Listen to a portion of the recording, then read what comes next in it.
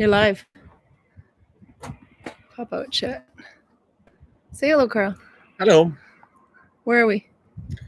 We're in Selje. There are 3 people online already. Yay! Where's Selje? Yeah, we are on my parents' porch in Selje. And I can show you a little bit of the view. If you look that way. Oh, this way. There. I'll go this way. The Can you see island you see over there. Can you see it on there?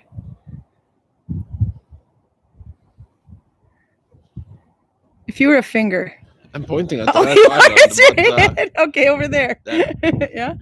That's the Selje Island with the monastery on it. Out there you see the horizon and out to open sea. I'm assuming they can hear why we're not out there. It's windy. It's kind of windy today. That island is called Byom. And in here you have a little sound into the fjord in here called the Moldefjorden. Point camera. Okay. There, if I bend it this way, maybe. I'm a little tipsy. So if you're... Prude is there. Yes, they see it. Okay, if you have to let me know when it gets too windy and then we'll go inside. But the view is not as pretty inside as it is outside. How long have you lived here, Karl? Since I was 7. And he's ancient now, so that means forever. And then tell him about the monastery. Yeah, the monastery story is quite a long one. We got an hour. We can't really see it from here. But over there, you have the Stutt Peninsula. It's like a fist going out into the sea. And you have one of the most dangerous pieces of sea in Northern Europe right outside of it. So it's a natural border. I might have mentioned before that the dialect changes completely if you walk like 8 kilometers from here. Because back in the good old days, everybody traveled on the sea, and you very much do not want to go around that peninsula if you can avoid it. So this was a natural stopover in the Viking Age. The island has maybe the last safe harbor before you are out in the really dangerous waters. And according to the legend, which there are some reasons to doubt a little bit, back in the late 900s, an Irish princess called Sunniva was given an ultimatum by one of the Vikings riding Ireland at the time. Either you marry me, or I will burn your land to the ground. Well, if you put it that way. Sorry. She chooses alternative C, which is she leaves with her entire entourage in 3 ships with no sails and no oars, so it's completely in the hands of God where I will end up. Yeah. She ends up on the Selje Island. But here is a little problem. She ends up at the Selje Island at the time when Håkon Sigurdsson Jarl is ruling in Norway. And he is about as close as you get to a pagan religious fanatic. He does not like Christians much. And here you have a whole bunch of unarmed Christians living in a cave on the other side of that island. According to the story, they lived peacefully and didn't steal anything. But the locals, the pagans, my ancestors... might be windy. Thought they were stealing sheep. Come over here. Had grazing on the island. Yeah. So it's blowing my laptop over. Continue. So they complained to the king when he is, or the Jarl, when he is coming by. And he, for some reason, and this is one of the reasons I am having trouble with this legend. I'm sorry. Decides that the Best solution is to take his entire army to go out to the island and find out what is going on there. So Sunniva and her entourage goes into the cave and prays to God not to fall into the hands of the heathens. God, being in a particularly strange mood that day, solves this problem by causing a stone slide that kills all of them. So they're not falling into the hands of the pagans, they're dead. Then a little bit later, Olav Tryggvason, one of the first Christian kings of Norway, is in Trondheim when two merchants travel by here. I used to know their names, but it's I've kind of forgotten them. I'm kind of upset. They see light on the island and go ashore. Yeah. And there they find pieces of bone that glow in the dark and smell nice. Then they go up into the cave, and there they find the body of Saint Sunniva, and she looks like she is sleeping. She has been dead for like 20 years at this time, so that's impressive. They go to Trondheim and talk to the king. The king has a bishop called Øystein with him, and Øystein decides that this has to be saints. So Saint Sunniva is one of 3 Norwegian saints. It's her, Saint Olav, and Saint Halvard. Pruda said, wind isn't bad. Okay, as long as you can hear him. Otherwise, if you can't hear him, we'll go inside. So when Olav Tryggvason goes south and comes to the Selje island, he builds a little wooden church there. Yeah. Later on, it's expanded and expanded and expanded again. So now you have a very big monastery built there with, the Selje island has probably, for its size, the highest number of churches per capita of any place outside of the Vatican. You have the normal church on the inside of the island, on this side of the island. And out there, you have the St. Albinus Church, the St. Sunniva Church, and one more, which name escapes me for the moment. So there are 4 churches on an island where there lives like at most 30 people. Yeah, should we perhaps go inside? It's starting to get cold here. Ah, you wimp. Oh, it's pretty though. Okay, so where exactly is Selje, Norway? It's on as west as you can go, apparently as far away from Sweden as you can get, I think you said once. Is that true? You don't get any further west than this in Norway. Okay, we'll go inside just a minute. What are you guys doing for Christmas, and what did you get for Christmas? And hi, Pruda and Runa and Heidi. I knew they'd be on. So we have a Christmas star. Well, there's a little bit of a view out there, though. I don't know if you can see it. Well, and that area you see here, if I go closer, is where the ships go. They don't really like to see the horizon because that means that really hard weather might hit them. So most of the way from here to Bergen, you can sail in sea. That is, there is an island or something between you and the open sea.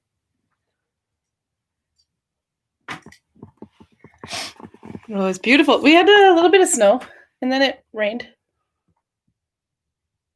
And then, let's see. Let's sit down. Come and sit. What'd you get for Christmas? Karen's been keeping me warm, though. Well, I marked my territory. There.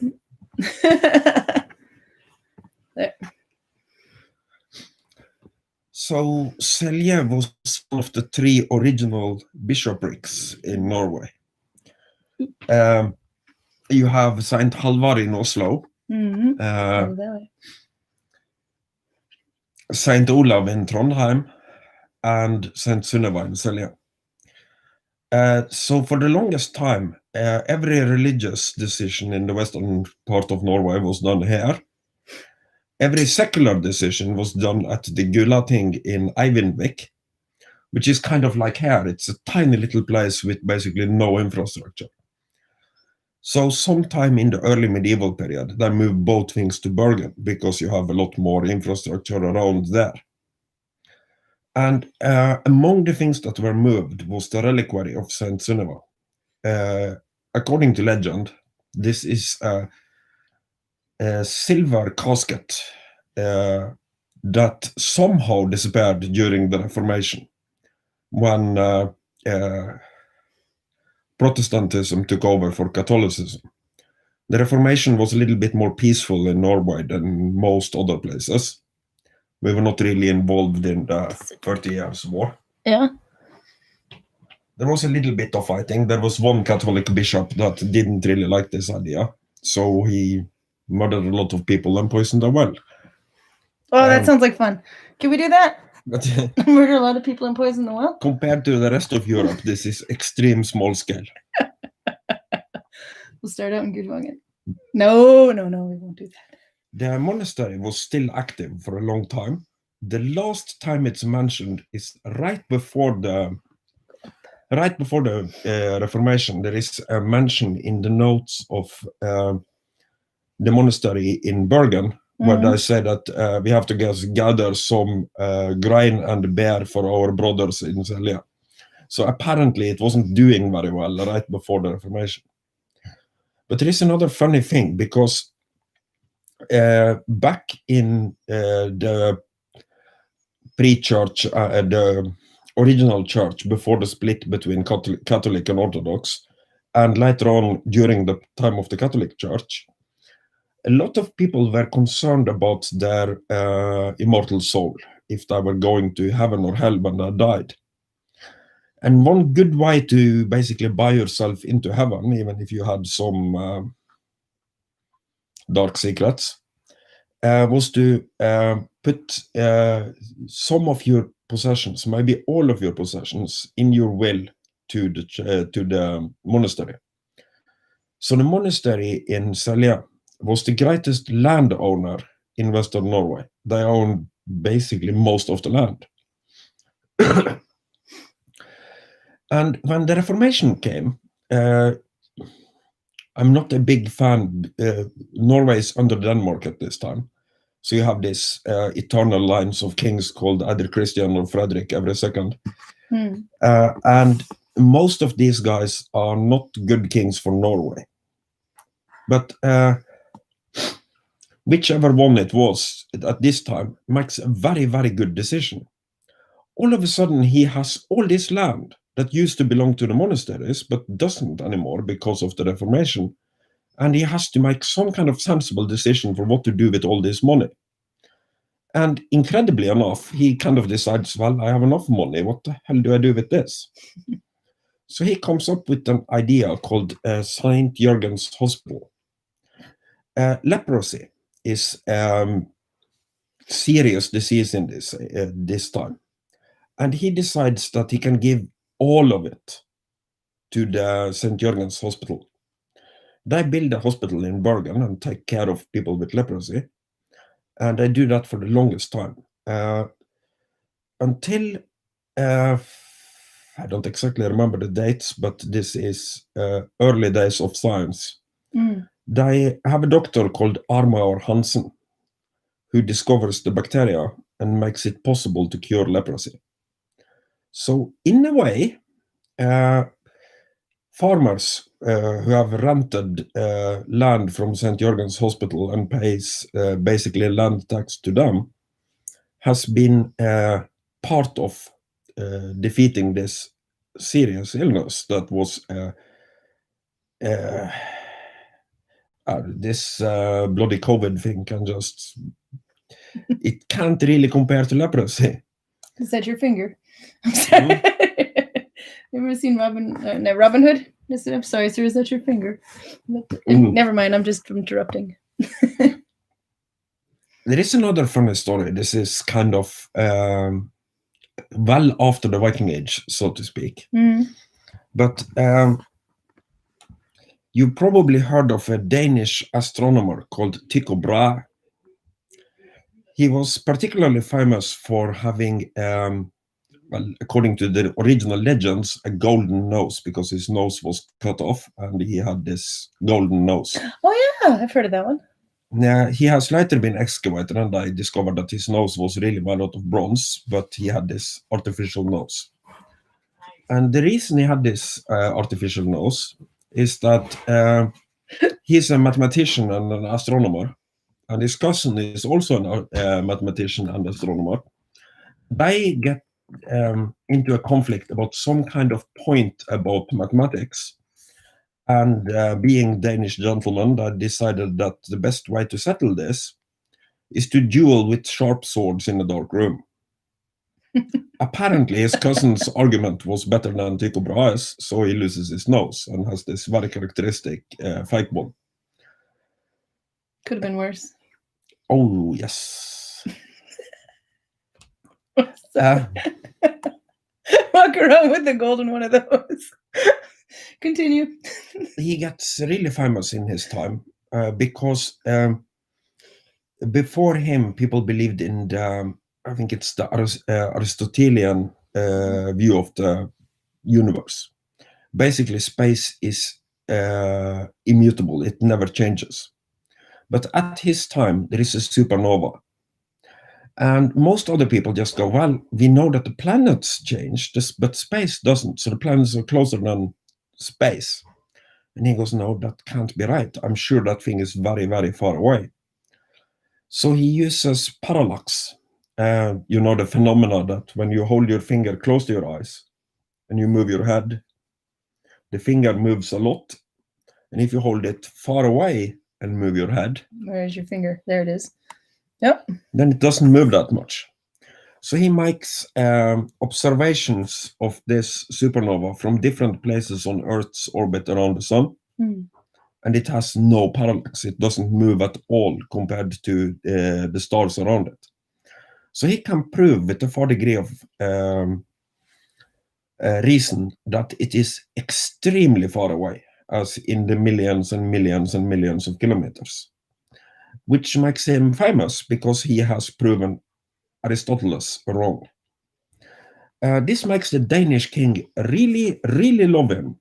So he gives him 2 castles, and he also gives him the right to collect taxes in Nordre Bergenhus Amt, basically this district. And he can collect these taxes not for the king, but for himself, which makes him horrendously unpopular in this district for fairly obvious reasons. Taxes. Among other things, he owned a farm not so far away from here. I showed it to you when we drove past. That he decides to give to one of his servants because for some reason he has gotten it into his head that this servant would be a good farmer. The servant has different ideas, and at this time only landowners could vote.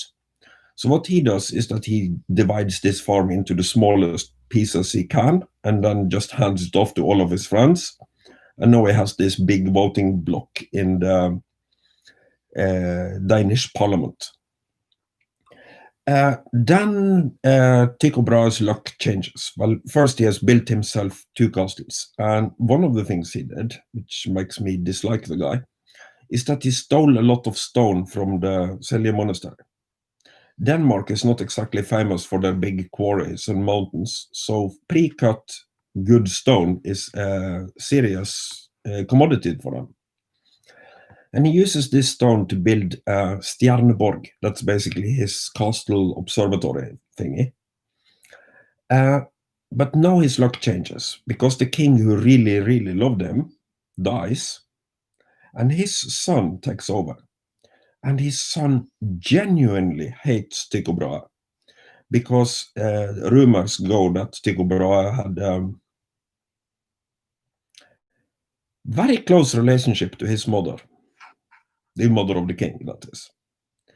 So the king considers him to be a mother.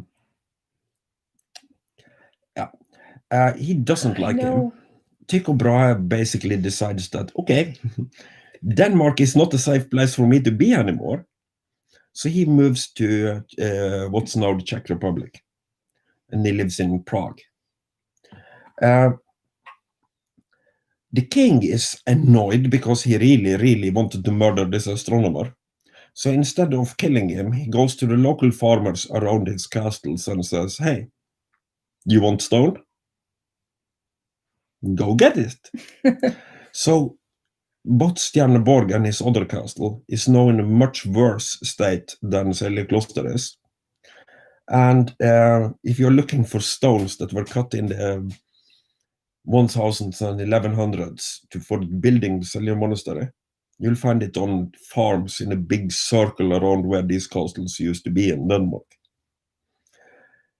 Tycho Brahe later dies from politeness.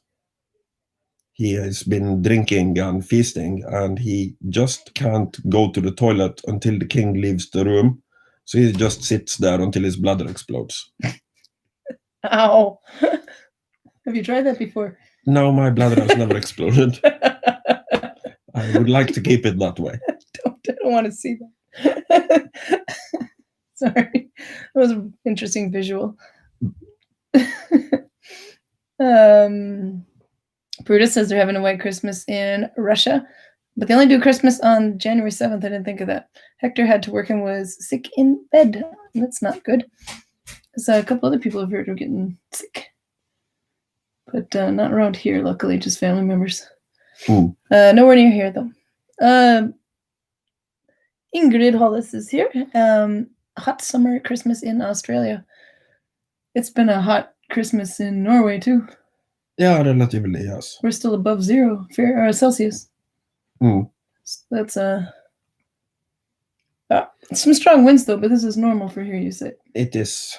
It doesn't really get cold here. I think Gudvangen is colder than it is here, even though we are further north, because of the Gulf Stream. But it gets windy, as in very, very windy indeed in this period.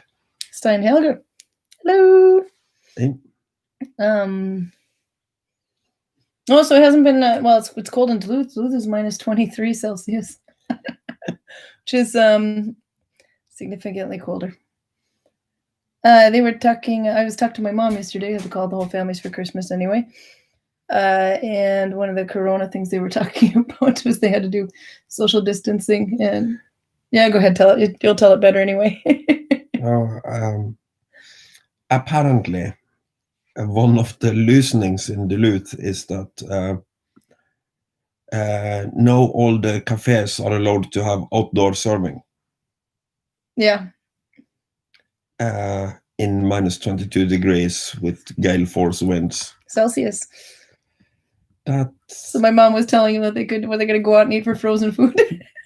They can go out and eat frozen food and look at their bear blow away in the wind. Duluth is on Lake Superior, so yeah, no. Yeah, you're feeding the seagulls anyway, so. But vaccine is being distributed in Norway tomorrow. It just got to the hospital right now. I saw on the news. Yeah. And they'll start vaccinations tomorrow.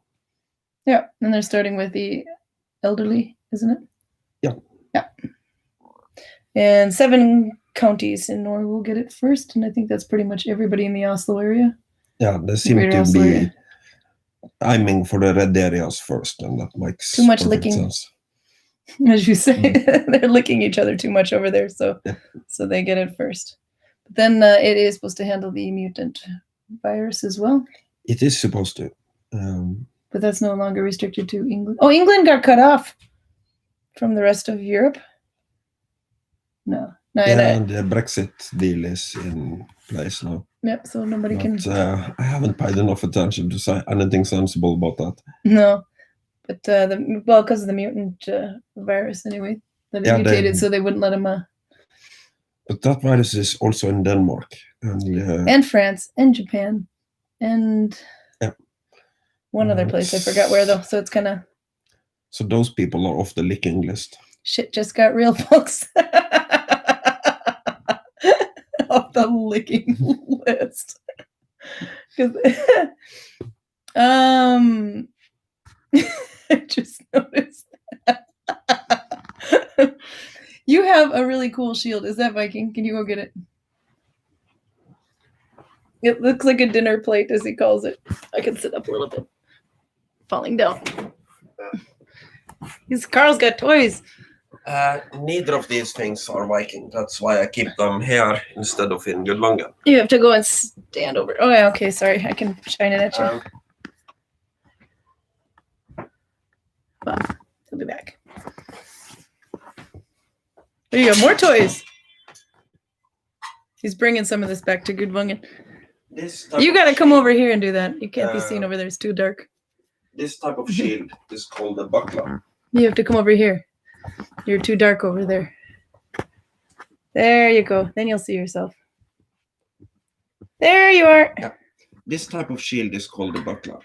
The oldest fencing manual in Europe describes how to use these things. And it's basically a Viking shield without all the wooden parts. So it's meant for duels. And the thought is that when you are fighting somebody normally with the sword, the place on your body that is closest to the enemy is always your weapon hand.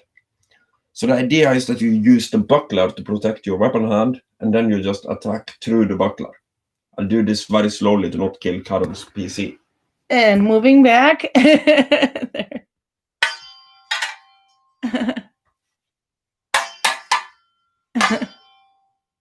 So I always protect my hand with this while I attack with this. And it gets a lot more complicated than this. But the basic idea is that when an attack is incoming, you can either parry it with the sword, control it with the buckler, and then kill with the sword, or parry with the buckler, control with the sword, and then smash the buckler into their face. So it's an interesting thing, but it's not a Viking thing. Or it might not. They had very small shields in Scotland, but probably not this small. Oh, it's tiny though, yeah. That sword is flipping huge though, so there's a little bit of a contrast there. That sword is massive. This sword is a reproduction of probably the biggest Viking sword ever found. Really? The one I found was cut off somewhere around here. But based on how massive the grip is and how heavy the pommel is, they've estimated that the blade would be something like this. And you also can see the tapering on the bit that was left. Oh, the sword is massive. How massive is it? Peruta writes, how massive is your sword, Karl? I don't remember the measurements.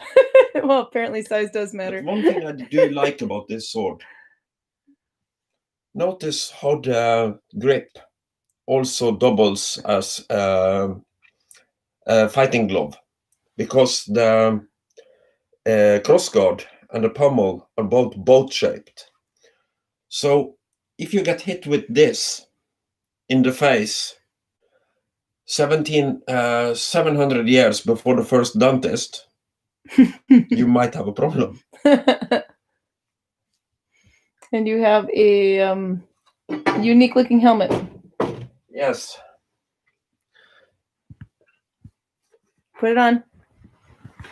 We need to get the full experience here.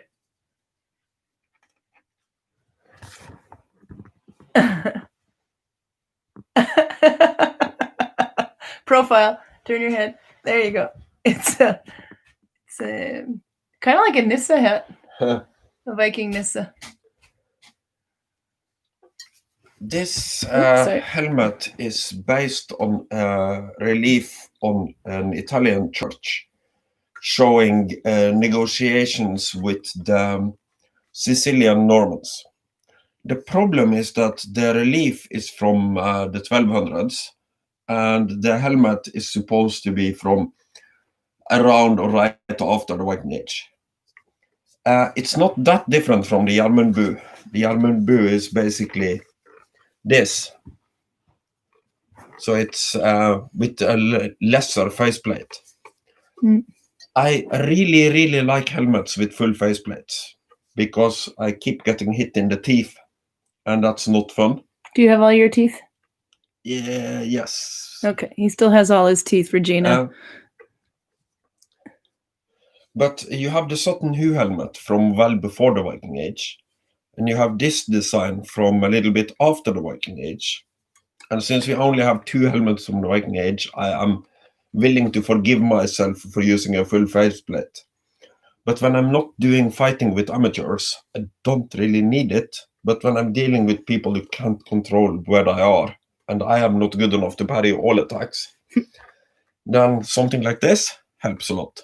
Okay, but I needle bind, so what do you have on the inside? That would be leather.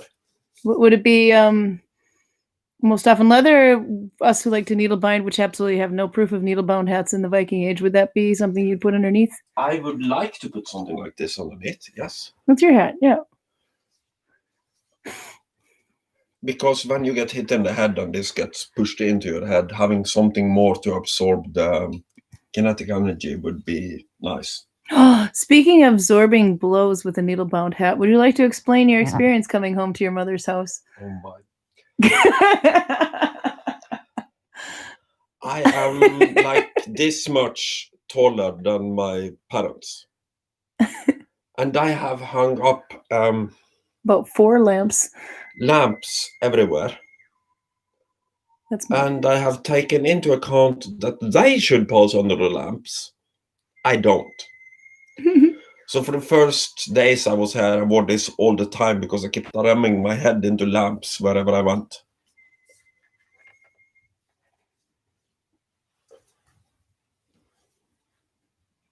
Nope. So he's his mom's yelling at him for wearing a hat in the house all the time. But considering he keeps smacking his head, oh God, at least 5 times a day you've been smacking your head on that lamp. Maybe 7, 10, 10. 10. No, I am at about 75%. You're at 75%? Whenever I pass the lamp, there is a 75% chance that I will not hit it with my head. Meanwhile, I pass right underneath it, so I'm okay. So I have all my brain cells, and Karl was a little smarter when we got here than he is now. If you support this, I've got some fun things to get. Hold that. Yep.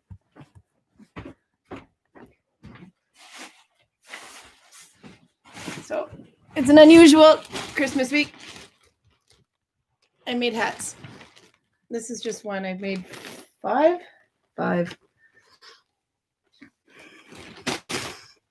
No, it's there's the bump there, but if I turn it, there you go.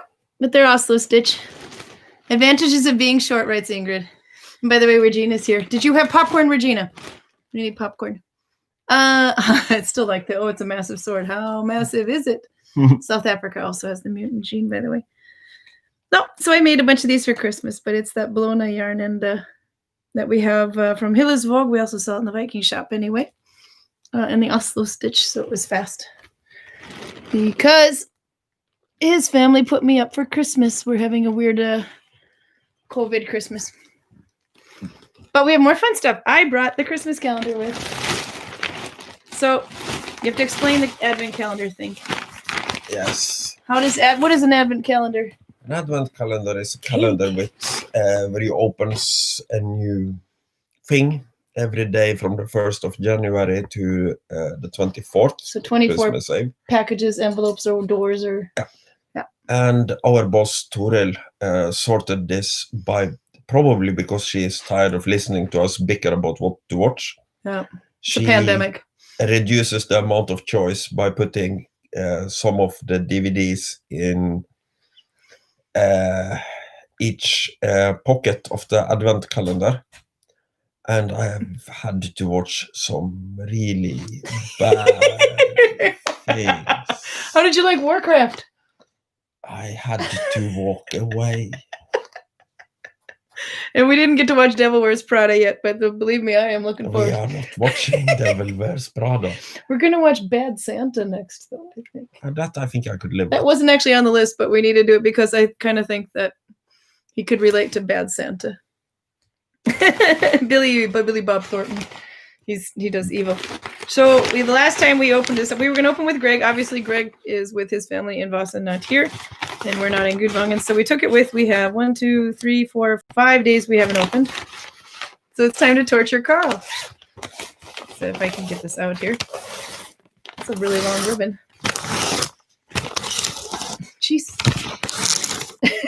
just keeps going. Okay, there. 20. And the 20th. I sense there might be alcohol in this one. No, you say that like that's a bad thing. New Year's Well, Eve is coming. We need I alcohol. don't know if she adds painkillers to the ones that she thinks we will have trouble handling. Oh, it's more of that corn crap. Yeah, more of the porn. Does it say porn or corn? I think we figured out it said corn, but it looks like Ekter in Nordhauger porn. But it's Brenntradition in Nordhaven season 1507, but it does say corn underneath the chicken. So I'm assuming that does not say Ekter Nordhaufer porn. It's corn. And that's for you to drink. Tom Hanks and Katrina Zeta-Jones in The Terminal. What do you think? Have you seen it? I have no idea what it is. Oh, he basically gets lost. I think he gets stuck at an airport without a country or something. Yeah. So this is a movie about two people fighting for a... No, I think Tom Hanks, I think his country goes, if I'm remembering them correctly, though, that might be lost in translation now that I think about it. But I think he's like, his country goes to war while he's at the airport. And so he's stuck there. And I think he pretty much lives there for about a month in the airport terminal. And then we have The Green Hornet. Another superhero movie. Which is it going to be, Carl? The Green Hornet or the Green Hornet? What is his superhero skill? He turns into a hornet? I have no idea. It was Green Lantern last. That turned out to be a ring of willpower. Maybe we could just make a theme evening out of green superheroes. See if we can find the Hulk as well. So Hulk smash! Bruna likes the Hulk. That's his favorite. I can see why. They kind of resemble each other. Yeah, Hulk smash. What's Roger's favorite superhero? But Roger's favorite superhero? Good question. We could just assign him one. 21? 21. Okay, I think I'm going to take the ribbon out the other direction. That was much faster. 21. no alcohol in this one, I'm afraid. Any chocolate? I don't think so. I think I've had my fill of chocolate this year.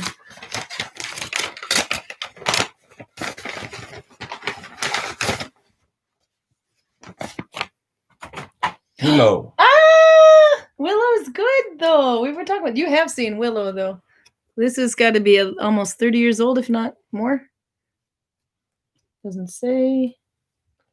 It's 2002. That can't be right. Oh, 1988. Willow. So what's Willow about? You've seen this. It's Val Kilmer before he turned into Batman. It's so long since I watched it. Willow is a dwarf. Yeah, they are or some a kind little of people. He's halfling type. Little people race anyway. Yeah. Mm. And he is it's a bit like in comparison to a hobbit. Not supposed to be really much of any significance anyway, but his job is to basically go and save a princess from death.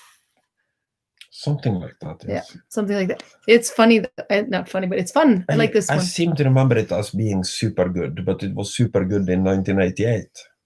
So you're not sure. Okay, next. Your Next, option is this or? I don't know if this is an option because this is a special feature disc and not the entire movie. Oh, but I do have the rest of it somewhere else in But there. this is even older than Willow, if it is. Oh yeah, what Tron I think is. it is. Tron is really old.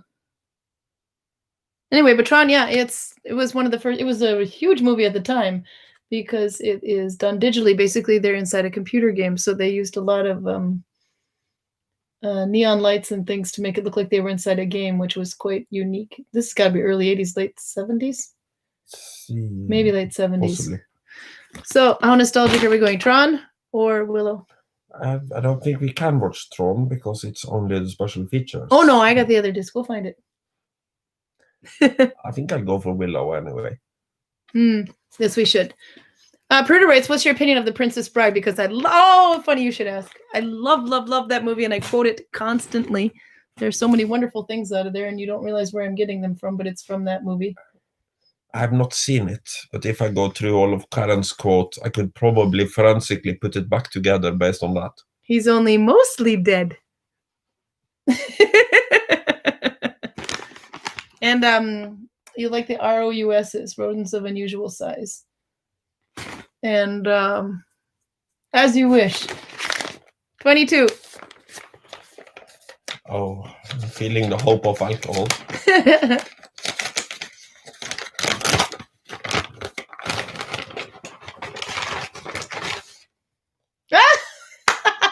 More of the porn shit. More porn. This is the same Hexter Nordhauger porn. Karl's getting a lot of porn for New Year's Eve because I don't think Greg and I are touching this stuff. Oh, you got Halloween music. Spider-Man 3 Spider-Man 3. or Haunted Mansion Holiday Disneyland. I'm pretty sure this is music. No, it's actually a movie. Does anybody remember this one? Haunted Mansion Holiday. I think it's Halloween Christmas music, which is a really weird thing they decided to do in the late 80s, early 90s. My kids liked it. So which one's it going to be? Spider-Man 3 or Mystery Disc? Mystery Disc. It's probably just music, so I think he just got off easy. Okay. 23. There's a bottle in there. Is it porn?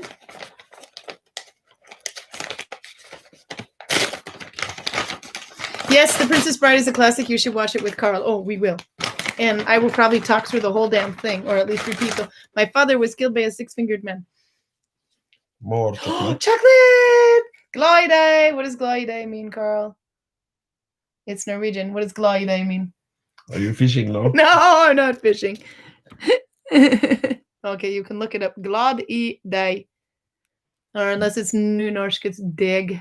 Et lite stikk. Et lite stikk in Norge. A little piece of Norway. Am I fishing? Sorry.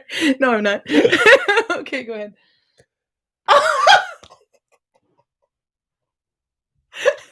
Conan the Barbarian. With Arnold Schwarzenegger. That's a classic. Or Cleopatra. Cleopatra, yeah. Well, there you go. I'm pretty sure that's not going to be historically accurate with Cleopatra. Which it's got to be. That's a. This is before Terminator, I think. Conan, the weightlifter. Oh yeah. Merry Christmas, Maria. That's one of his earliest, and I haven't seen it. No? And since Conan is not trying to It's be pal. We can watch it. historical, I have a little bit more tolerance for that kind of bullshit. And with Cleopatra, what about that thing she's holding in her hands? Is that accurate? The two thingies with the colors. I don't know enough about Scepter or hook. ancient Egyptians, but I can see one thing that I definitely get wrong. What's that? We have a good idea what Cleopatra actually looked like, and it's nothing like that. Really? She is short, stubby, with kind of eagle, a big nose, and curly hair. She was not particularly attractive. She was extremely intelligent and charming. That's her strength. Huh. Well, sorry, Cleopatra. Okay. Ingrid Haldis writes, happy today? Yes, happy every day. It's Christmas. Alcohol in the 24. This is usually the big window. So if she's got to deliver on this one too. Yeah. Let's see if she does. She delivered with more chocolate. More chocolate. Center. No innuendos here. And what is center? Mjölk choklad med mjuk toffefilling. This is Swedish. I'm eating one. Dogma. Okay. Oh, I've been looking for that one. Dogma. Or Twilight. So in the name of religion and Christmas holidays, I think we should watch Dogma. Okay. Yeah, no contest. This is awesome. If you don't know about Dogma, basically they're poking Well, it's Matt Damon and Ben Affleck being very Matt Damon and Ben Affleck, and they're basically angels fallen to earth, and then they go on and kind of it's good. And Twilight. Oh, there's two of them. There's Twilight and New Moon. You don't want to do vampire love? No, I don't want to do vampire love. Glide. Glad I också. Okay, I have a chocolate. I can't get that. There you go. So what else did we do this week? We drove to Selje. I have to fix the brakes in my car. We were going to drive around to different Vik. What is a Vik? A bay? A bay. Yeah, a bay. Because they're all over here. But you go up, down, and it's like this. And my brakes were making louder noises than more scraping noises than I thought they were, so I have to get my brakes fixed. We went to Norfjordeid. Yep. That was quite nice. But Norfjordeid has, we'll tell them what's about Norfjordeid. This is your area of Norway. Yeah. The word eid that you see a lot in place names around here means something like pass. It's a way to get across a mountain. So write them down. You can speak while I type. From Norway, you can travel overland to Sunnmøre, not having to go around the Stutt Peninsula. Within basic walking distance from here, you have the Sandvika that leads to Stadlandet, the other side of the Stutt Peninsula. And you have Mannseidet that leads to Kjøda, which is the way we drove to get here. Yeah. And then you also have the Dragseidet. Over the back of the Stutt Peninsula. You have one area where it isn't cliff sides, it's kind of like the saddle of a horse. It's called Dragseidet because back in Viking Age and a little bit later, they used to drag their ships over there instead of trying to sail around. Heavy work, but a lot less dangerous than trying to go through one of the more dangerous pieces of sea in Northern Europe with no accurate weather report and no communication. I see Trash is online. Do you know who Trash is? The one that says hi, one Mom. or both of your daughters. Yep, that would be Cecilia. Cecilia thinks she's trash. She's not trash. Cecilia is now officially a character of Academy, some anime character. She got a cosplay outfit for Christmas, so she's very excited about that. Yep. And so basically she's got a wig now, so I don't recognize my kid anymore. She's gone anime.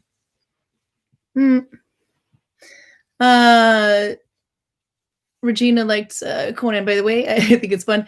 Army's son, David Bana, looks so much like him in Conan. It's Arnold Schwarzenegger. Did you know Arnold Schwarzenegger went to University of Wisconsin Superior, which is literally about 2 minutes away from my hometown of Duluth, Minnesota? No, I was not aware of that. I don't think he was either. I pretty much think that was just the address of his university, but I think he did it all via extension. But we will claim that in our part to fame for some reason. My Hero Academy. I almost got it. Okay. My Hero Academy anime. My kid is now, both my kids actually, they got cosplay outfits. So, Corona Christmas means everybody is spread out. There's nobody really in Gudvangen right now because of what is it, too many vectors or whatever. Anyway, so everybody's staying at home for Christmas. So my kids are at their father's, which means they're visiting other people. So we did video time with them in cosplay outfits. That was fun. Anyway, and here's all the ribbon, by the way. 24 days worth of ribbon. What should we do with this? I killed the star. Okay, do you want to go outside and look a little bit more for the last 10 minutes? And see if we're not going to blow away? Selje. Is it's more fun than the yellow and I wall? still haven't seen the sun. Oh no! You couldn't tell him about the sun. You can see it through here though, but we'll go back outside. So, one moment.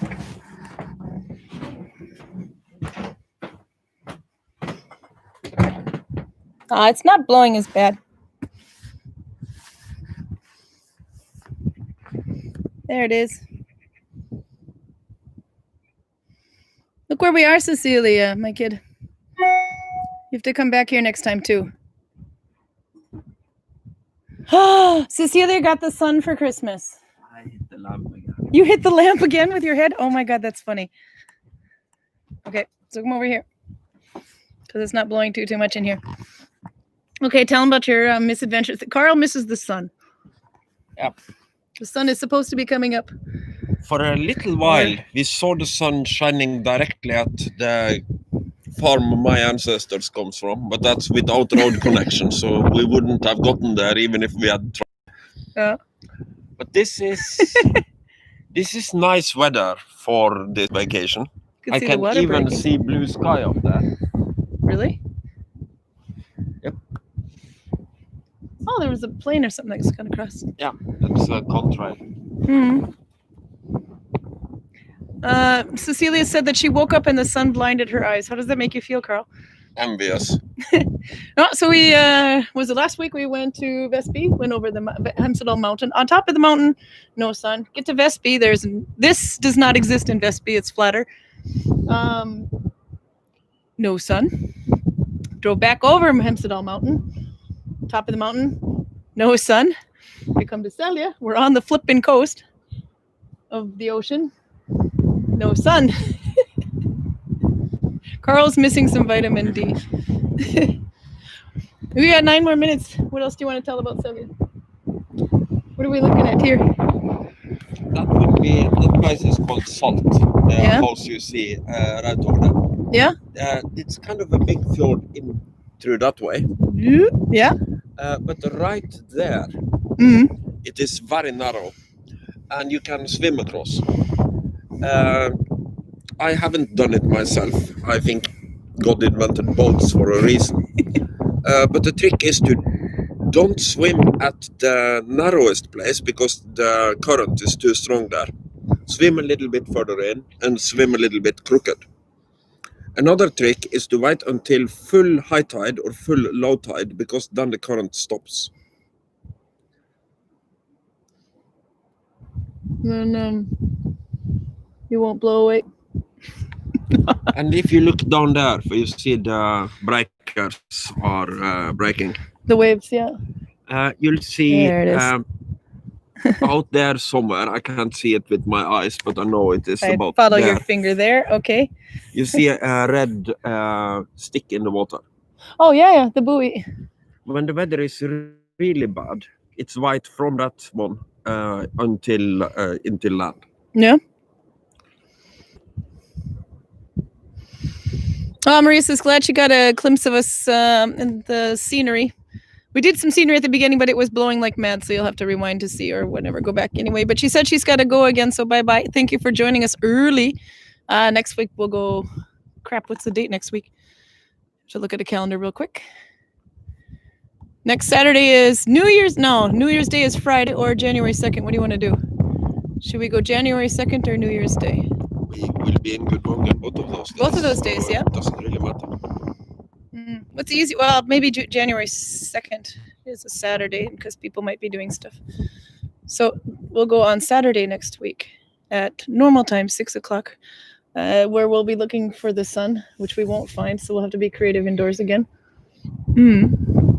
Look at the wind. I make this look good. And this is not wind for this area. No. Oh, it's really pretty down there too. You have to see down there. You were telling me about how certain rocks in the water get named after people. That's a good story. Yeah. Tradition around here is that Karin. navigation hazard is named after whoever runs onto it. So there was an unnamed stone between two islands that for the longest time didn't have a name because everybody knew it was there, so nobody would be silly enough to run onto it. Now it has a name. It's named after the only guy in Selje who didn't know it was there. But yeah, I like that. Though. See, if you hit something enough here, you'll get named after it. I want to try that. Some of the really big ones that are over water, nobody will run into them, so they get normal names, like, well, Hesten, the horse, or Galten, the male pig. But it's the camouflaged ones that are named after people most of the time. So that lamp you keep hitting in the hallway, does that get a name now? What would you call that? So you typically have places called things like Hansensteinen or Torsteinskjæret. Hansenstein or Torsten. So because Hans hit the stone and Torstein hit the skjær, it's also a stone. There you go. So maybe it's Karl's Lampa.